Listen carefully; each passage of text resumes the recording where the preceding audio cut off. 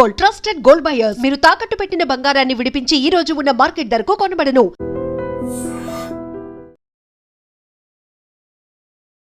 నమస్తే, welcome to I dream. నేను వలి. ప్రస్తుతం లైవ్ కాల్ లో జాయిన్ అయ్యారు రిటైర్డ్ ఆర్మీ ఆఫీసర్ వివి రావు గారు. సార్ తో మాట్లాడదాం. వివి రావు గారు నమస్కారం. సార్ నమస్కారం, చెప్పండి. వివి రావు గారు, యుద్ధం ఎప్పుడు ఆగుతుందో తెలియట్లేదు. ఒప్పందం ఎప్పుడైతే ఇస్లామాబాద్ వేదికగా చర్చలు విఫలమయ్యాయో మళ్ళీ కథ మొదటికి వచ్చింది. స్ట్రైట్ ఆఫ్ హార్మూజ్ దగ్గర ఆ ఉత్కంఠ అనేది కొనసాగుతుంది. సార్, ఈ రోజు లేటెస్ట్ గా చైనా కూడా అమెరికాకు వార్నింగ్ ఇచ్చింది. ఇరాన్ తో మాకున్నటువంటి ద్వైపాక్షిక సంబంధాల మీద మీరు క్వశ్చన్ చేయజాలరని చెప్పి చాలా స్పష్టంగా వార్నింగ్ ఇచ్చినటువంటి పరిస్థితి. ఇప్పుడు చైనా కూడా వార్నింగ్ ఇచ్చే పరిస్థితికి వచ్చిందంటే ఇది అంతకంతకు పెరుగుతూ పోతుందా? ఉద్రిక్తతలు ఎలా చెప్తారు మీరు? ఇది ఇప్పుడు ఈ విధంగా చూడాలంటే చైనా ఆర్మ్స్ ఎమ్యునిషన్ తర్వాత మిగతా సపోర్ట్ అన్ని ఇరాన్కి ఇస్తుందని చెప్పి రిపోర్ట్స్ వచ్చినాయి. దాన్ని అమెరికా వార్నింగ్ ఇచ్చింది చైనాకి, ఇటువంటి సపోర్టు ఇరాన్కి ఇవ్వద్దని. సో చైనా దానికి ధీటుగా జవాబిస్తూ మేమే సపోర్ట్ చేయట్లేదు, మామూలుగా మేము మాకున్న ఇంతవరకు ఉన్న ఇరానియన్ రిలేషన్షిప్ మెయింటైన్ చేస్తున్నాం, మేము మెయింటైన్ చేసుకుంటాం ఫ్యూచర్లో కూడా. ఏంటంటే మాకు అంతకుముందు 2016-19లో అయిన అగ్రిమెంట్స్ ఉన్నాయి, 6 years అగ్రిమెంట్స్ ఉన్నాయి మాకు ఆయిల్ సప్లైకి, మేము వాటిని చూసుకుంటామని చెప్పారు స్పష్టంగా. ఇందులో డౌట్ ఏం లేదు. స్టార్టింగ్ నుంచి వాళ్ళకి చాలా కన్సిస్టెంట్ స్టాండ్ ఉంది. ఇరాన్ సార్వభౌమత్వం ఎట్టి పరిస్థితుల్లోనూ కాపాడుతాము. సో ఆ విధంగా చేసుకున్నట్టు వెళ్తున్నారు. అయితే ఇక్కడ హార్మూజ్ జలసంధిలో ఇప్పుడు ఒక వింత పరిస్థితి నెలకొంది. 46 రోజుల క్రితం అసలు ఏ టోల్ ట్యాక్స్ ఉండేది కాదు. సడన్ గా టోల్ ట్యాక్స్ మొదలైంది. కొంతవరకు షిప్స్ ఫిల్టర్ అవుతున్నాయి సెలెక్టెడ్ గా. ఇప్పుడు దాన్ని కౌంటర్ బ్లాక్ చేయడానికి అమెరికా బ్లాక్ చేయడం జరిగింది. యురేనియం అయితే అమెరికా డిమాండ్స్ రెండే కనిపిస్తున్నాయి ఇప్పుడు ప్రస్తుతానికి. ఒకటి యురేనియం, మీరు కనీసం 20 ఏళ్ళైనా సరే గ్యారంటీ ఇవ్వండి మాకు అణ్వాయుధాలు చేయమని. రెండోదమ్మా హార్మూజ్ జలసంధి ఓపెన్ చేయండి. అయితే హార్మూజ్ జలసంధి ఓపెన్ చేయడంలో కొంత ఫ్లెక్సిబిలిటీ కనిపిస్తుంది. ఏంటంటే అమెరికా ఒక వింత స్టేట్మెంట్ ఇచ్చింది, మాకున్న ఆయిల్ మాకు చాలు, మాకున్న రిజర్వ్స్ చాలా ఎక్కువ ఉన్నాయి, కేవలం యూరప్ ఏషియా మీ మీద డిపెండెంట్ అయి ఉన్నాయి. అంటే ఏంటంటే టోల్ ట్యాక్స్ పార్షియల్గా వసూలు చేయొచ్చు, కానీ మొత్తం షిప్స్ని అన్నిటినీ ఫ్రీగా వదలాలి ఇంటర్నేషనల్ వాటర్స్లో అన్నట్టుగా ఒక అభిప్రాయం కలగచ్చు. కానీ ఇంకొక అభిప్రాయం చూస్తే ఏంటంటే అది ఇంటర్నేషనల్ వాటర్స్ అని కాబట్టి దానికి సపోర్ట్గా సింగపూర్ ఒక స్టేట్మెంట్ ఇచ్చింది. సింగపూర్ మినిస్టర్ వాళ్ళ అసెంబ్లీలో మాట్లాడతా, మా దగ్గర ఉన్న ఛానల్ ఇంకా పల్చటిది, అంటే ఇంకా తక్కువ విడుతున్నది, కేవలం 2-3 కిలోమీటర్లే, అయినా కానీ మేము ఎట్టి పరిస్థితుల్లో టోల్ ట్యాక్స్ వసూలు చేయదలుచుకోలేదు, ఇంటర్నేషనల్ షిప్పింగ్ అంత ఫ్రీగా మా స్ట్రైట్లో వెళ్ళొచ్చు అన్నట్టుగా ప్రకటించారు. అంటే ఏంటంటే ఇప్పుడు అమెరికాకి సపోర్ట్ దొరికింది, హార్మూజ్ జలసంధి ఎట్టి పరిస్థితులను ఓపెన్ చేయాలి. సో ఈ పరిస్థితిలో ఉండగా ఇస్లామాబాద్ ఒక వింత పోకటి చేసింది. వాళ్ళకి $6.5 బిలియన్ ఏదైతే సౌదీ అరేబియా అప్పిచ్చిందో దాన్ని తీర్చలేకపోగా ఇంకా సెప్టెంబర్ 25లో జరిగిన ద్వైపాక్షిక ఒక అగ్రిమెంట్ని ఇన్వోక్ చేస్తూ ఒక డివిజన్ ఆర్మీని, అలాగే ఒక స్క్వాడ్రన్ ఎయిర్ ఫోర్స్ని, ఇంకా నేవీ సబ్మెరీన్స్ ఏమైనా పెట్టారో లేదో తెలియదు కానీ వీటిని సౌదీ అరేబియా పంపించడం జరిగింది. ఇప్పుడు సౌదీ అరేబియా పంపించడంలో వాళ్ళ ఉద్దేశం ఏంటి? హౌతీస్కి కేవలం ఎగనెస్ట్గా యాక్ట్ చేస్తారా? ఎందుకంటే హౌతీస్ ఇజ్రాయెల్కి ఎగనెస్ట్గా యాక్ట్ చేస్తున్నారు. అటువంటిదప్పుడు పరోక్షంగా ఇజ్రాయెల్ని సపోర్ట్ చేసినట్టు వస్తుంది. ఒకవేళ ఇరాన్ మళ్ళా దాడులు మొదలుపెట్టి ఒకవేళ ఇక్కడ ఏదైనా సరే సంధి చర్చలు ఈ 14 రోజుల తర్వాత కొలాప్స్ అయిపోతే అప్పుడు సౌదీ అరేబియా మీద ఏదైనా ఫైరింగ్ జరిగితే దానికి ధీటుగా పాకిస్తాన్ ఎయిర్ ఫోర్స్ ఇరాన్ని అటాక్ చేస్తుందా, లేకపోతే అమెరికా ట్రూప్స్ ఆన్ గ్రౌండ్ పెట్టి కార్క్ ఐలాండ్ కానీ, కెషమ్ ఐలాండ్ కానీ, బందర్ అబ్బాస్ కానీ ఇటువంటి ప్లేస్లు ఏమన్నా క్యాప్చర్ చేయాలనుకుంటే పాకిస్తానీ డివిజన్ ఏదైతే ఉందో అది హెల్ప్ చేస్తుందా అన్నది వేచి చూడాల్సింది. అయితే మీరు 2 పాయింట్లు చెప్పారు మీరు, అమెరికా ప్రధాన డిమాండ్లు. ఒకటి స్ట్రైట్ ఆఫ్ హార్మూజ్ ఫ్రీ చేయటం 46 రోజుల క్రితం ఎట్లా ఉందో అట్లా. రెండోది యురేనియం ఎన్రిచ్మెంట్, అది పూర్తిగా అణ్వాయుధాల తయారీ కార్యక్రమం అనేది ఆపేసేయాలి. ఇంత నష్టపోయి వాళ్ళ సుప్రీం లీడర్ ను కోల్పోయి మొత్తం దేశం నాశనం అయ్యే పరిస్థితికి వచ్చి ఇంత డ్యామేజ్ జరిగిన తర్వాత వీటికి ఎట్లా ఒప్పుకునే అవకాశం ఉంది సార్?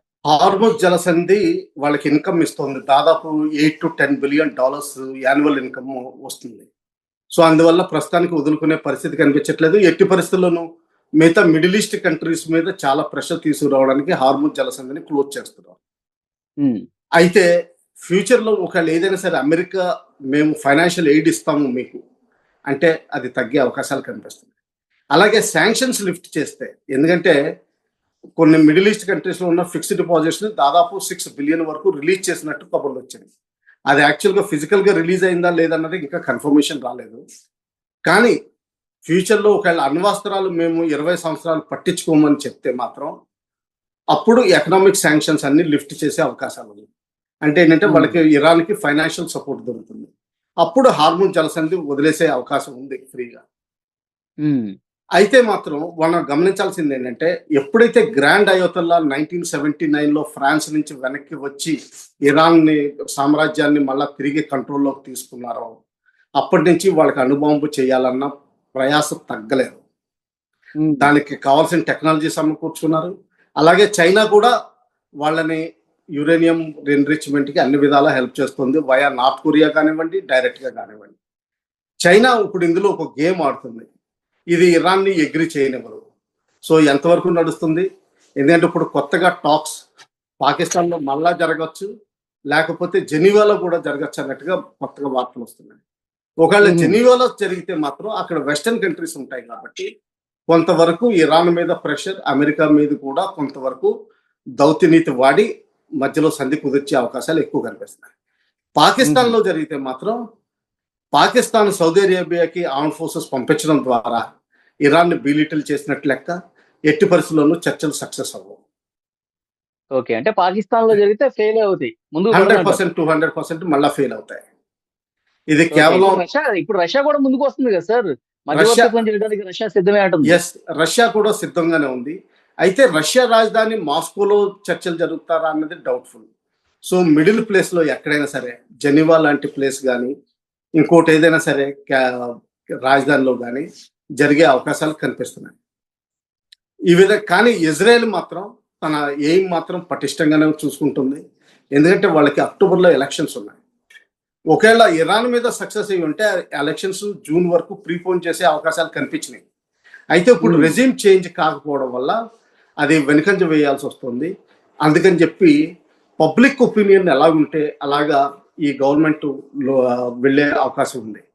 పబ్లిక్ ఒపీనియన్ ప్రస్తుతానికి మాత్రం ఇజ్రాయెల్లో ఇరాన్ని అసలు ఒట్టి పరిస్థితులను వదలద్దు, వాళ్ళు అణుబాంబు తయారు చేయగలిగితే మన మనుగడకే ముప్పు, తర్వాత వాళ్ళు హౌతీస్, హిజ్బుల్లా, హమాస్ని సపోర్ట్ చేస్తే మనం ఎప్పుడు పర్పెచువల్ స్టేట్ ఆఫ్ వార్లోనే ఉంటాం అని చెప్పి ప్రజల అభిప్రాయం. సో గవర్నమెంట్ కూడా అభిప్రాయాన్ని రెస్పెక్ట్ చేసే అవకాశాలు చాలా కనిపిస్తున్నాయి.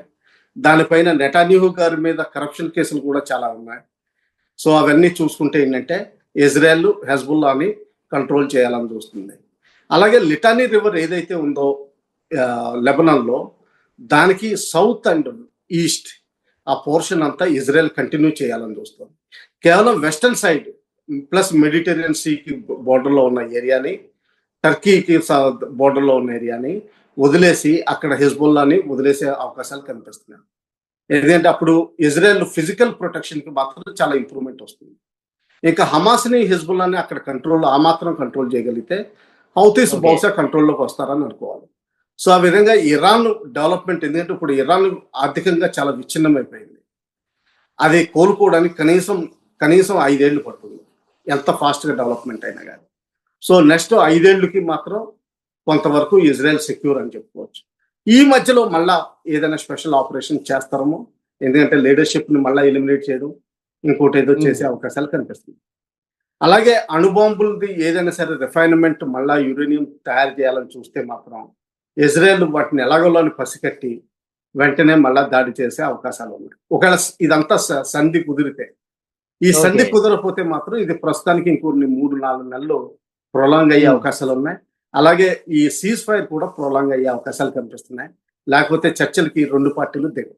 ఇది నా అభిప్రాయం. సార్, చర్చలు విఫలమైన తర్వాత ఈ సీజ్ ఫైర్ అనేది ఇప్పుడు ఇంకా అమల్లో ఉందా సార్, లేకపోతే ఏం జరుగుతుంది? సీజ్ ఫైర్ ప్రస్తుతం అమల్లోనే ఉంది. కాకపోతే మాత్రం హార్ముజ్ జలసంధిలో మాత్రం సెలెక్టెడ్ గా ఇరాన్ వాళ్ళు ఇరాన్కి దగ్గరలో ఉన్న నావిగేషన్ ఛానల్ నుంచి వదులుతున్నారు. మ్హూ. ఈ అమెరికా వాళ్ళు 2 డిస్ట్రాయర్స్ ని లోపలికి ఇండక్ట్ చేయగలిగారు. ఇరాన్ ఐఆర్జిసి వార్నింగ్ ఇచ్చినా కానీ వాటి మీద యాక్షన్ తీసుకోలేదు. ఇంకా మైన్ స్వీపర్స్ కొన్ని తీసుకొచ్చి ఆ మైన్స్ ఏవైతే 18, 20 ఉన్నాయన్నారో వాటిని వెతికే ప్రయత్నంలో ఉన్నారు. ఒకవేళ అది వెతికి 18ని నిర్వీర్యం చేయగలిగితే అప్పుడు అమెరికాది కొంచెం అప్పర్ హ్యాండ్ అవుతుంది. బహుశా వాళ్ళు హార్మోన్ స్ట్రైక్ ని నార్మల్సీ తీసుకురావడానికి ప్రయత్నం చేస్తారు. అది నా అభిప్రాయం. అంటే ఇరాన్ సంబంధించిన షిప్లు కూడా బయటికి రాకూడదు, అసలు ఒక్కడు కూడా బయటికి రానివ్వు అని చెప్పేసి అంటున్నారు కదా. అది సాధ్యమవుతుంది అంటారా అమెరికాకి? సాధ్యమేనండి. ఎందుకంటే మొత్తం ఫ్లీట్ స్ప్రెడ్ అవుట్ అయిన తర్వాత ఆ ఒమాన్కి ఏదైతే సరిహద్దుల్లో ఒమాన్కి ఇరాన్కి మధ్యలో ఉందో అక్కడ బ్లాక్ చేయడం ఈజీ అవుతుంది. ఎందుకంటే అమెరికా దగ్గర మంచి మిసైల్స్ ఇటువంటివి ఉన్నాయి. తర్వాత టెక్నాలజీ ఉంది ఏదైనా డిటెక్షన్ చేయడానికి.